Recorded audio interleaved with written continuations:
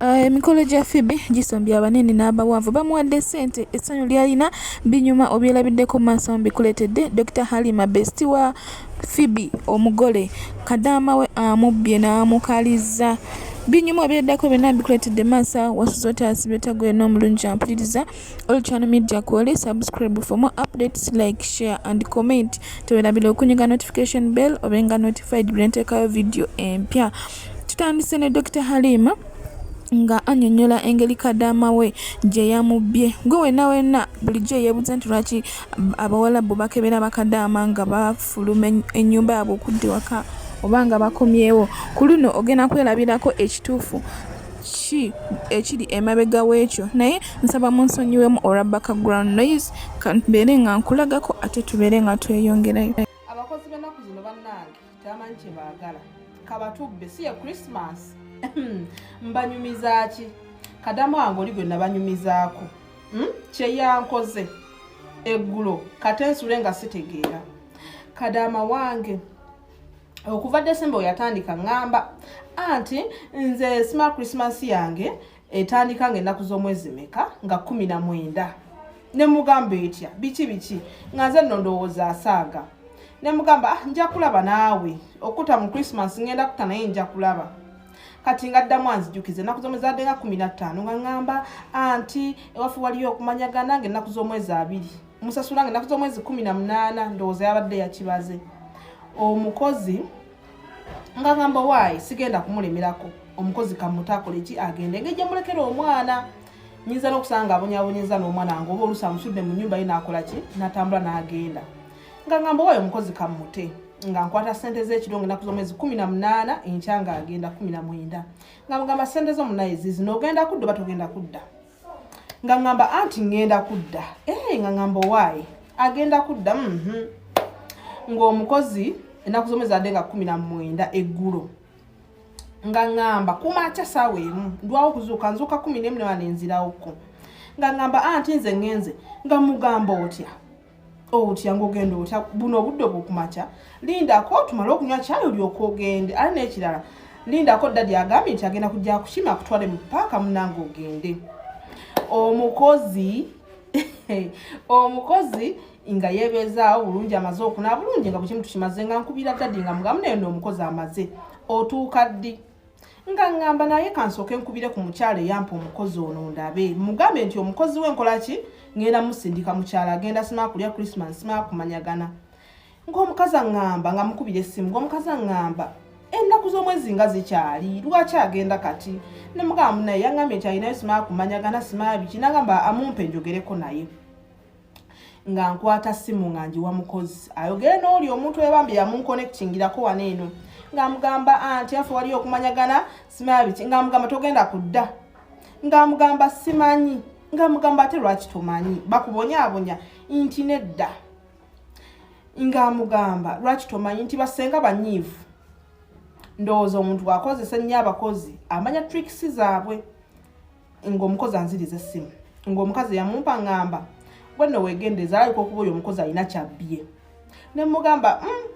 nangamba yenza abakozi nduddeko nabo anenza yakateremuka nga kumakyakedde kungamba nti nze anti ngenze ne mugamba gero tensawo zo wano nzikebere ate we yagenze mu kisenge okujjayo ensawo okuzikebera ye kennyini asooka n'asumula ne mugamba osumula biki ebireeta ndabe n'agaana nenkwata ensawo ze. Wano wetulaga tugenda ku kinyusi kyennyini era gwe wenna bulijjo yeebuuza lwaki abawala bo bakebera nnyo bakadaama nga bava waka bava mu nnyumba zaabwe eno ye answer naye nsaba okozesa comment section otuwe endowooza yo okusinziira ku butya bw'osanze vidiyo eno ku information gy'osanze Dr. Halima yabadde mutuufu oba nedda katweyongere munnange nga mugamba leeta ensawo nzikebere Kadaama nga asooka agaana agenda mu kisenge azisumula nga muga lwaki biki by'osumulula ebyo leeta ndabe nga nnyimuka n'omwana nkutta omwana wange nno ngenda mu kisenge ne mugamba dda wali nkibere ensawo zino ntandise okwekengera Kadaama nga dda wali ng'ateka kungamba anti nsonyiwa anti ne mugamba ate kati nkusonyiwa eki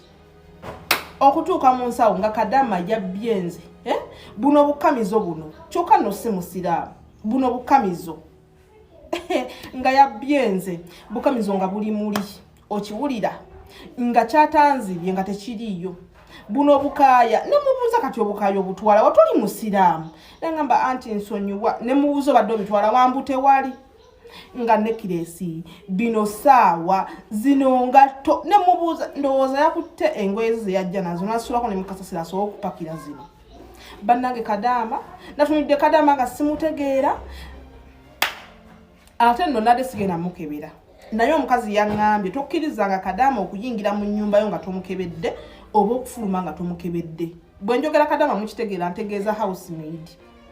bannange housemaid oli nga yefuula innocent omanyi omuntu yefuula innocent kuba nadde sigenda mukebera nga sisobola kusuubira nti asobola n'okubba yadde akantu nga yefuula nti wakyalo nnyonnyonnyo ono foundation bannange nga yakutte foundation n'amukukumulabwa oba yakikoze atya Katonda yamanyi n'atoola ku buli siramu zonna nga yazitoddeko eggulo before olunaku nga azini nga ngamba nti agenda lwaliro naye before ndaba ebintu byenkozesa skin care routine bannange nga biri wansi nengamba waye sigenda mulowooleza ozi zonna nga ziri wansi nenga naye sigenda mulowooleza ono omwana nyinza okuba nga nze nabyesiga obubi munaye ne biggwamu naye omukozi yakeera kungamba nti nze ŋŋenda nemugamba saawa eno ogenda ku makya kiki nangamba nze waffe ngera tuuka kiro nemubuuza wamwewa wana ejjinja wana ekamuli wogenda otuuka ekiro omukozi nangamba nze anti ngera tuuka nemugamba kugambye engumiikiriza ninda tumale okunywa ekyayi dadi ajje atuvuge paka ku paka tukulinyisa emmotoka ng'omukozi abiwulira awo wenyini nga tweyongerayo ku paati esembayo kino nno kyandiba nga kyekiviirako abantu abamu ebifaananyi byabwe eby'obwereere okubeera nga bifuluma oba bye babadde bataagala bifulume oba nga bambadde engoye ku midiya ze batamanyi nti bazambala n'ebirala bingi nnyo eby'abaana nga kwotadde n'okubeera oluusi abamu nga balogebwa nga tebamanyi kikwe kyava nga bantu kubeera nti oba abakozi be babeera nabo ewaka oba abantu abamu be babeera nabo ewaka nga babakuba ebifaananyi mu ngeri emu ebeera mu ngeri gy'abeera ateetegekedde osobola tuwa endowooza okusinziira ku butya bw'osanze vidiyo okuva gyetandikidde paka gyesembedde nga bwe tugenda ku paati eyokusatu kankulage ote obeere nga weerabirako paka gye byakomekeredde nga ndi awo mpulira obusungu Kadaama mukutte n'ebintu ebyange byabadanzi buno obubulawuzi bwe buti nga yapakidde buli buno obukamizo bw'emikono emiwanvu bukaaya necklaces bannange oli yabuze kutikka mpale katubeerawo maze omukwata n'ebintu mpulira obusungu ekiŋŋamba nze anti ndeka ngende nzekka ne mugamba ogende wekkootya waŋŋambye oyagala genda kamuli wammwe tugenda kukola tukuvuga epaka ku motoka ze wamwe tukulinyisa emmotoka ogende oba ogibukiramu mu kubo gw'amanyi Kadaama yeekyanzaawo nenzijukira nti abawarabu bwe babeera bagenda okuta omukozi bayiwa essimu ze zonna nengamba nayo n'omukozi ayinza n'okuba yankubakuba ebifaananyi nga neyambudde oba oluusi ndi mu nnyumba sibiriko jjukira alina essimu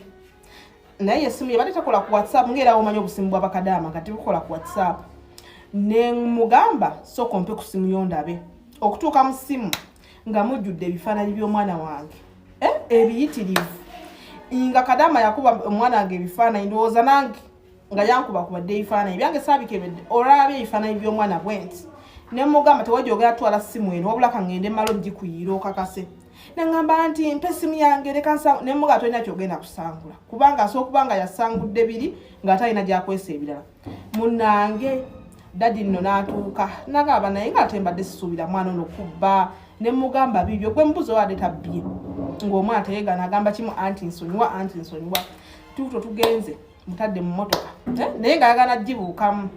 ndowooza alina pulaani ze nga sizagenda mu kyalo ng'oba alina yamupaazizza oba ng'agenda boyfriend nange nze wuuyo nga nange simanyi munnange Kadaama tutuuka ali ku paaka abo abantu abatunda charger biki nenkwata essimu nembawo essimu yagamba mugisangule yonna esigale ng'empya kubanga asobola n'okuba ekifaananyi ng'oli bwereere okitegeera kozi obeera mu nnyumba obeera free ebiseera ebisinga oyambadde patra oba legingi n'ekigundi ekitishat kubanga oyonsa okitegeera akubirawo ekifaananyi kifuluma ku mutimbagano neeba naye Bakadaama b'ennaku zino nze simanyi na tugenda kwera Bakadaama simanyi bakulu bannange mumpe ku magezi Bakadaama ate abategya tugenda bajjawa Nabwekityo Dr. Halima asaba ku magezi gwe nawe naali eyo osobola okuyitisa amagezi mu comment section kusinziira bw'owulidde story gyetandikidde paka gyesembedde ow'amagezi ki oba oyogerawo ki oba kikyoyinza okuteesa ku kintu ng'ekyo nga tweyongeddeyo ku Naalongo Anteira abalongo bali so blessed era they are planned twins buli lukya bafuna ba rich aunties babaleetera ebirabo okufa obufi kwegamba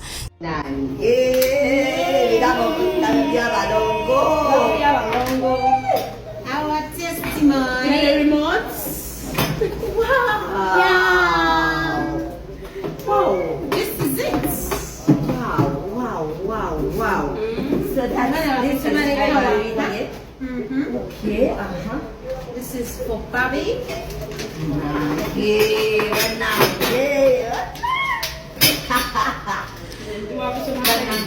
From Trip-Anointed family. We also have another one. Still, Trip-Anointed. So this is the same as this one.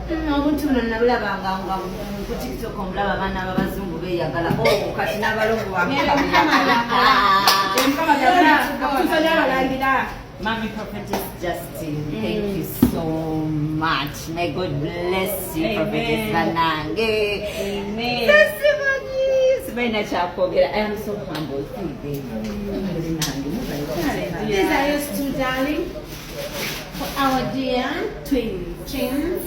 in a bed and bag. There's a bed and a bag. So we're traveling. naye kati bamubebi nga yeebase mutuse ku biiki yamwedde mulaga osunga zippenwoti ngakulaba oti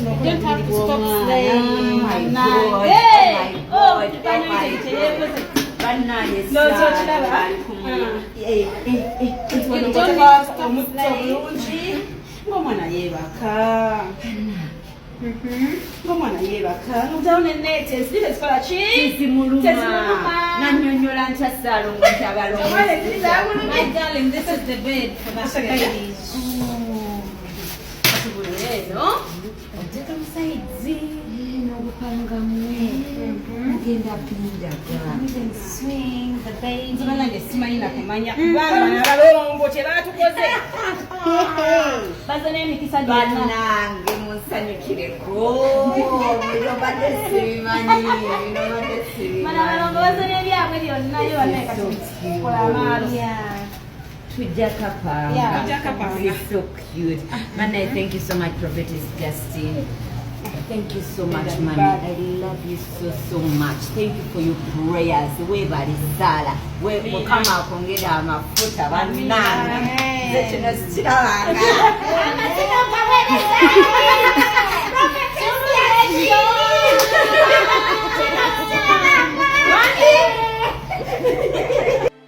Eryo nno ly'essanyu lya buli muzadde kyekirooto kya buli muzadde okuzaala omwana n'abeerako n'abantu bangi abamusanyukirako abamuwakubirabo abamuyozaayoza mu ngeri omu oba endala n'olwekyo nyongera okongratulatinga Ani ku lw'essanyu Katonda lyeyamuwa lyabadde amaze ebbanga eppanvu ng'anoonya nga tweyongeddeyo ku mikolo gya Phoebe omugole waffe mukyala w'omukyotala Juma abantu bamwagadde abantu bamulaze omukwano ba service providers basazewo okumuyiwirawo omubiri bamwe ssente bamukolereko decoration ku bbeeyi ey'enjawulo okumwambaza n'ebirala bingi nnyo kankulageko nga bamuyiwira omusimbi ogutokomoka ate olabe essanyu lyabaddemu epitirivu simanyi munzindikiriza nnyo okuva ku lujja naye kyonna kyemubala mukama yamanyi naye nangenda genda fumba koyo obwomu ali masawo bali eribo banyiga omunyigo mina ali eri awe wetakaana amwe mother koze what are you saying omwaka ogujja ngenda batendeze balongo inshallah ate kyetuddako kiri kimu kasatumala omukolo tutandika noonya balongo waliwo omusawo gwe bagambye alina abalongo musawo ki ali kuno ku TikTok yazaalisa mina agaba balongo yes batya ne baba munaana abakuzaala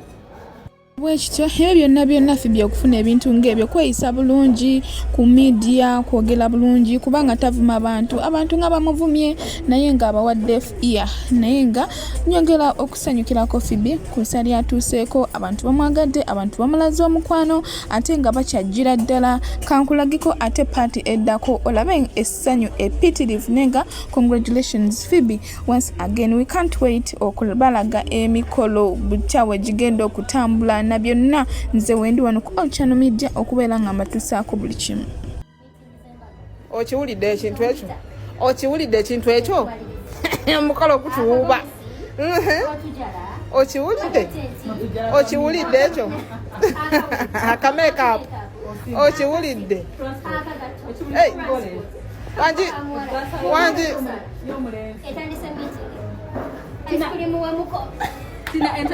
okiwulidde ng'era abagagga bwe babeera ffe tetutuuza meeting batuyita buyisi munaye batuwa contribution okiwulidde eyo zirimeka obukadde 5 bweddu. Nabeshito congratulations Phoebe once again. Nyongera n'okwebaza Dr. Halima okubeererawo Phoebe mu buli ngeri n'abeerawo mu buli angle n'abeerawo mu buli step n'abeerawo n'amuyiwirawo omubiri naye nga buli mugole oba buli muntu agenda okukola emikolo g'emasanyu g'abeera asaana okuyitamu zi bridal shower meetings okubeera nga buli kimu kitambula bulungi ku museetwe buli kimu nga abantu beesokoolayo obokka okugamba nti ngenda teekamu kino naye nga tukwagaliza buwanguzi n'obufumbo obulungi. Kozesa comment section otwendoza okuva video gyetandikidde paka weeri otuwe gwe kiki ekikuli ku mutima oba ekikuli ku kirowoozo akuba mpitayitayo dayikinga nziddamu onaana oluusi wabeera weetagisiza Channel Media ko kyali subscribe for more updates like share and comment tiolabira okunyiga notification bell.